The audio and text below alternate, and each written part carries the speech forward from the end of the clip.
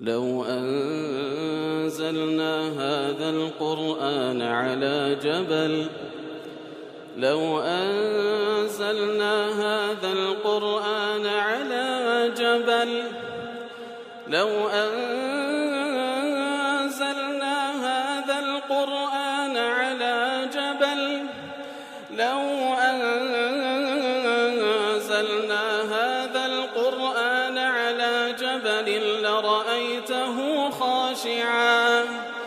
لرأيته خاشعا متصدعا من خشية الله وتلك الأمثال نضربها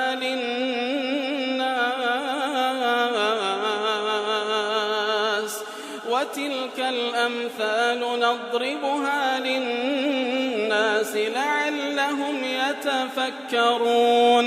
الحمد لله والصلاة والسلام على رسول الله وعلى آله وصحبه ومن والاه.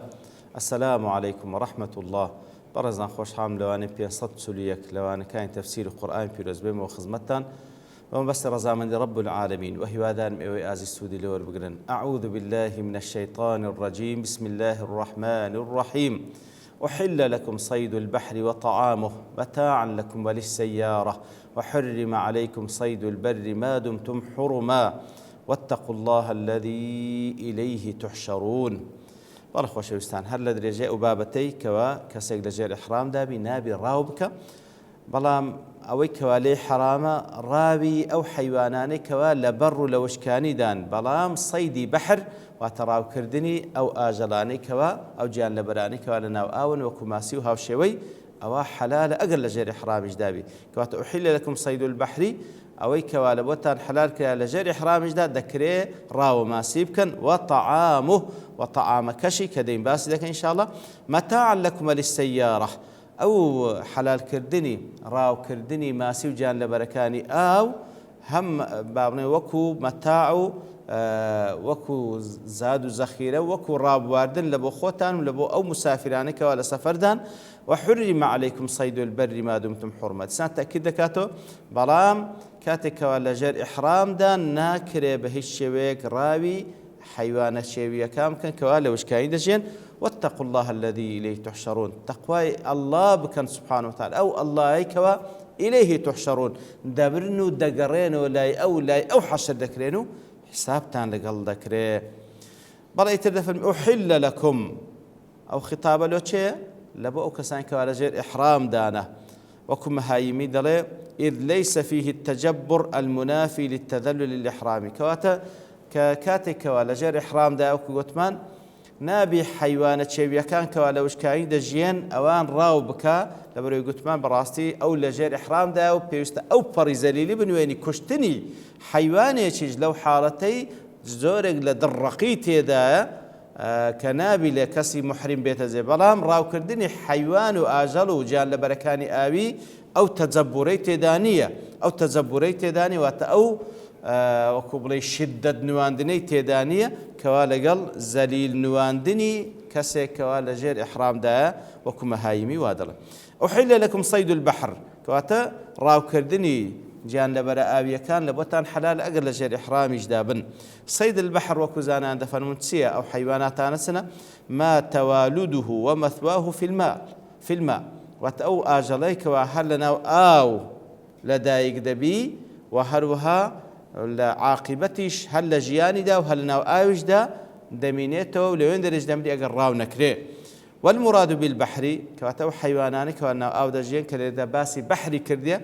ما يشمل جميع المياه العذبة والملحة، كواتا أو جان لبراني لهمو آويك دادا جان وزاو آوة سفير بي يان شيرن بي، سواء كان أنهارا أم غدران أم غيرهما، أو زا أو آوة روبارة بحرة بحيرة هرشتيك بيتن أو جان لبري كوالنا أو دادا جي وكماسي وهاوشي وكاني لو حالتي كسك لجر إحرامش دابي دتواني راويان بكا. أو صيد البحر. طعام كيتيا دفرمي ما يتزود منه مملحا يابسا، أو الروايات عن لا ابن عباس دجانو خاي قولي لخوي باب رازب. كواتا صيد البحر لو حالتي دري واتوي دەم و دەست دەیگرن ڕاوی دەکەن و دەیخۆن حەلالە لە بۆتان ئەوەی کەوا پێشترێژ ڕاوتان کردێ وشکتان کردەوە و سوێرتان کردێ لە بۆ هەڵگرتن ئەویشتان لە بۆ حەلالە بەو شێوەی لێدەن بەڵام والمەشهور عنه ئەوەی کەوا لە ڕەئی مەشهور لە ئیبن عەباس دەجێڕنەوە خی گەور لە خۆی باب ڕازی بوو کە زۆرێک لە عولەماش لەسەر ئەو ڕەئی دووەمن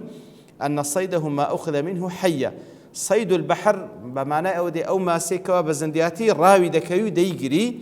والطعام ما لفظه ميتا طعام كشي أو ما سيكوا بخوي مردية لنا أو بسر أو كوتي ياخذ فريدة يتسر كناري دريا فريدة يتسر كناري أويشان هر حلالة أويشان هر حلالة كواتا صيد البحر أو كوا بزندياتي بخوتان ديجرنو راوي دكن طعام كيتيا أو كوا ناو آوية مكوماسي وهاوشوي ماسك حلالة بخوي لناو أو مردية وبسر أو كوتي ياخذ أو فريدة كناري دريا هر عين بهماشوا حلالة بلوز لا تفسير سعدي متاعا لكم وللسيارة متاعا لكم وللسيارة أي الفائدة في إباحته لكم فائدة لويكوا خايقوا اللي بنقول حلال كده لأجل انتفاعكم تاوكو سودي لوربقرن وانتفاع رفقتكم الذين يسيرون معكم تاوكو بخوتان أو رفيقانك ولقلتان لو سفردا سود لو صيدوا لو راو كردني أو بينا سودي لوربقرن سيارة ضل القوم يسيرون سيارة واتأو كساني كوا للرقاء دام بيان قلت لي سيارة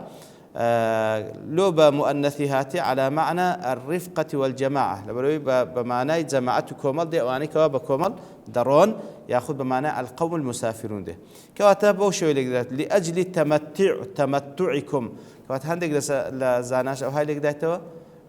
متاعا لكم للسيارة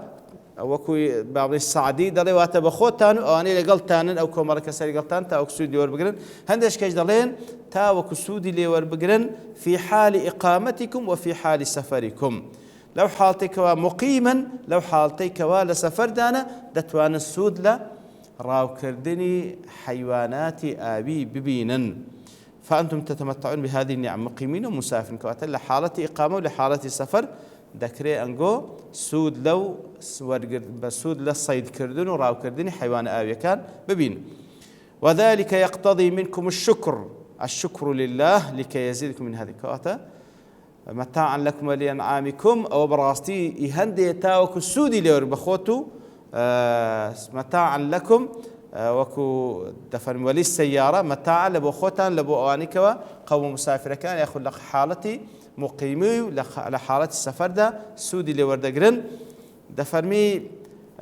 لبو أوي كوا شكراني خواي لسر بكن أو نعمة لبو دابين كردينا كاتك شكرانة تاكر تاوكو زياتر تام بيبخشي ابن كثير دلي جمهور علماء أو آتان كرتب بلغة لسروي كوا مردار بووي بحر حلالة أو يقلب بلغة كان لبرو كوت ما الطعام كي بريتي لو ما سيكوا مردي وبسر أو كوت يأخذ أو فريدة تسر كناري درياكا أو يقلب الكان وهر حديث شيء بلغة لسر هندي سن حديثك لو حديثانا أو إمام الترمذي رواه كرديا لجابري كرة عبد الله خويل رازي بلخوي باب دفرمي بياوي برسال لبيغمبرك صلى الله عليه وسلم يا رسول الله إنا نركب البحر إما دسنا بحر ونحمل معنا القليل من الماء آيوش كم بي لقل خومان كديبين فإن توضأنا به عطشنا أجر بو آوي كواديبين دسنوج بي بشوين وتيني دبين أفنتوضأ من ماء البحر كواتا أو بس نبو خوارنو لقل خومان ديبين أجر أو بكارنو بدسنوج أو تيني دبين ما دكري لآي بحر كعادة آي بحر ذات السويرة دكري لآي بحر دسنوج بشوينو أو آوي كلقل خومان بتمال أبو خوارنو بي بيغم صلى الله عليه وسلم هو الطهور ماؤه فرموي آوي بحر باكو باكروية طهور وتباكو باكروية الحل ميتته وهروها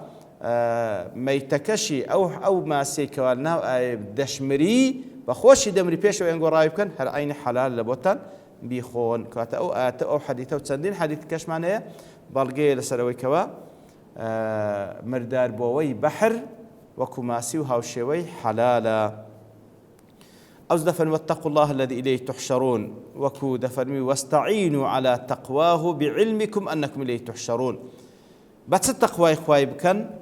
بەچ تەقوای خوای بکەن بەوەی تەقوای خوای بکەن کەوا علمتان هەبێ ئەنگۆ دەگەڕێن لای ئەو کە علمتان هەیە دەگەڕێنەوە لای ئەو دەمرن و زندی دەکرێنەوە حەشرتان دەکا حسابتان دەکا ئەوە یارمەتیدەر لەوەی کەوات با بڵێن شعوری تەقوا ناو دڵ و دەروون دروست بکە وات لێ بکە خۆ لە قەدەغکراوەکان بپارێزی لەبەرەوەی ئیلەیهی تحشەڕون فەیوجازیکم لەبەرەوەی خوای گوێ حسابتان لەگەڵ دەکات هەل قمتم بتەقواه فەیوثیبەکم الثواب الجەزیل حسابتان لەگەڵ دەکات ئایا تەقوای خواتان کردیە تاوەکو پاداشتان بداتەوە ئەم لەم تەقوموا بها فەیعاقبەکم یانەوەتە تەقوای خواتان نەکردیە و لە نەتیجەدا سزاتان دەدا چاوەکو لە تەفسیری وەسیت دەڵێتن دەربارەی ئەو ئاتانە دەفەرمی ئەو ئاتە پیرۆزانەی کە ئێستامان لە خزمەتی داینە دەڵێت لە بۆ کەسێکەوە لەژێر ئیحرامدایە صيدی بەحری حەلال کرد واتە ڕاوکردنی حیواناتی بەحری حەلال کرد وەکو فەزل و ڕەحمەتێک لەبەر ئەوەی عادەتەن بەحر با بڵێن دوورە لە حەرەمی مەکی بەحر دوورە لە حەرەمی مەکی و کەسی محریمیش لەوانەیە لە جێگایەکی دوورەوە دەگاتە میقات هێشتا زۆری مایە بگاتە حەرەمی مەکی بەڵام مادام میقاتە دووری هێشتا مایە لەوان لە جێگایەکی دووری حەرەمی مەکی لەژێر ئیحرامدا قد تكون فيها بحار فتحريم صيد البحر قد يؤدي إلى تعب وجهاده ئیتر لە جێگایەکی دوورەوە ئەو ئیحرامی بەستایە طبعا نابی سەیدی بەڕ بکە نابی ئاژەڵە چێویەکان ڕاو بکە ئیتر ئەگەر ئەوید کەشی لێ حرام بکرێتن کەوا سەید البەحرە لەو حاڵەتەی دەبیتە مای ماندیبوونی ئەو کەسە بە تایبەتی پێشووتر کەوا بە پێیان یاخود بە وڵاق بە حوشتری سەفەریان کردێ لەو حاڵەتەی هیچ با بڵێن مجرد ماندیبوون و هەروەها مای ئەوەیەکەوە ئەو کەسە زیاتر با بڵێن تووشی مەشەقەت دێ بەبێ هیچ فائیدەیەش لە بۆ دەوروبەری مەکەی لەو حاڵەتەیوی دروست بیتن بەڵام حکمت لەوەی کەوە صەیدی بەحر با بڵێن سەیدی بەحر کە حەلال لە بۆی لەبەرەوەی بەحر گوتمان دوورە لە حەرەمی مەکی ئەویشیان کە لە دوورەوە هاتیە ئەگەر لە دوورەوەش لێ حرام بکرێت سەیدی بەحریش لەو حاڵەتی تووشی مەشەقەت دێ بەڵام کاتێکەوە سەیدی بەرری لێ حرام کرایە کەوا با بڵێن ئاژەڵ شێوەکان لەوشکان دەژێن لەبەر چی دەڵێ حکمەکەی چیە لەبەرەوەی با بڵێن بەیت الله الحرام کەعبەی پیرۆز لە منطقەیەکە بیوادین غەیری ذی زەرع لە منطقەیەکە وەکو خوای گەورە وەسفی دەکات لەسەر زمانی ئیبراهیم منطقەیەکە کە بەعام زراعەتی تێدا نیە با بڵێن منطقەیەکی وشکە ئیتر با بڵێن ئەوانەی کە لەو منطقەی دەژیان یەک لە وەسائلەکانی ژیانیان ئەوەیە کەوا سەید دەکەن واتە ڕاو دەکەن حیواناتی بەرری ڕاو دەکەن ئەگەر بێت و حرام نەکرابە لە بۆ ئەو کەسانی کەوا لەژێر ئیحرامدان خەڵکەکی زۆریش دێتەوێ لە نەتیجەدا ئەوان زۆربەی زۆری ئەو خەڵکە دەهاتن سەیدیان دەکرد و لە نەتیجەدا لە بۆ ئەهلی ئەسلی مەکە و دەوروبەری شتێکی وان نەدەماوە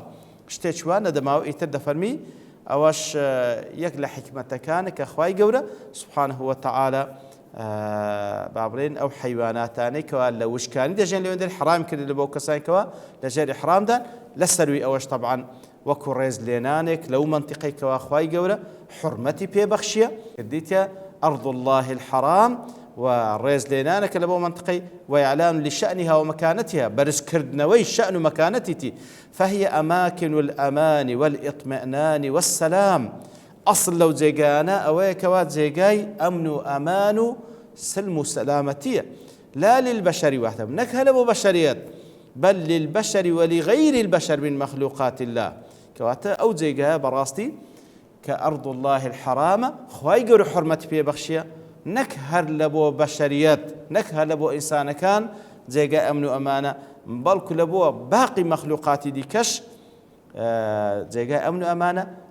لزوي حرم لحرمي مكي بهيج شيويق نابي دارك ببردره نابي حيوانێک ڕاو بکرێ و نابی شتێک بکوژرێ ئللا ئەوانە نەبیکە ئستثنا کرا وەکو پێغەمبەر صلی الله عليه وسلم دەفەرمی ئەوانەیەکەوە زەرەریان هەیە وەکو باسمان کرد لەوانێ ڕابردوو وەکو مشک و وەکو کەلبی عەقوور واتە سەجی هار و وەکو دوو پشک و وەکو مار و ئەو شتانە ئەگەرنا لە بۆ بەشەریەت و لە بۆ هەموو حیوانات ئەو جێگا پیرۆزە جێگای ئەمن و ئەمانە جێگای ئەمن و ئەمانە من دەخەلەه کانە ئامینە ئەوەی کەوا دەشتە و جێگای ئەسڵ وایە من دەخەلەه فەئەمینوو لە ئەمن و ئەماندا بژیەتن ئیتر ئەوە بقعەیەکە لەسەر ڕووی زەوی خوای گەورە حورمەت پێبەخشە و داواشمان لێ دەکات هەموو جێگایەک هەتا بکرێ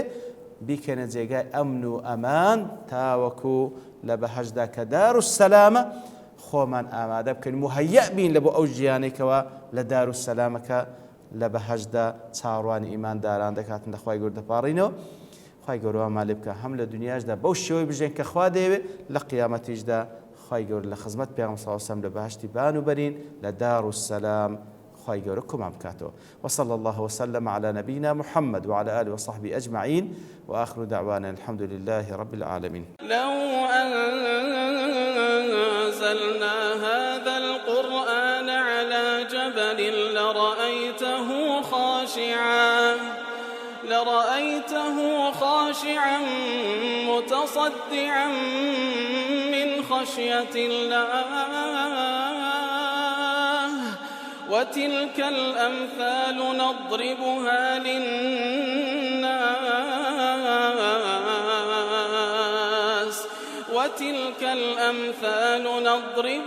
للناس لعلهم يتفكرون.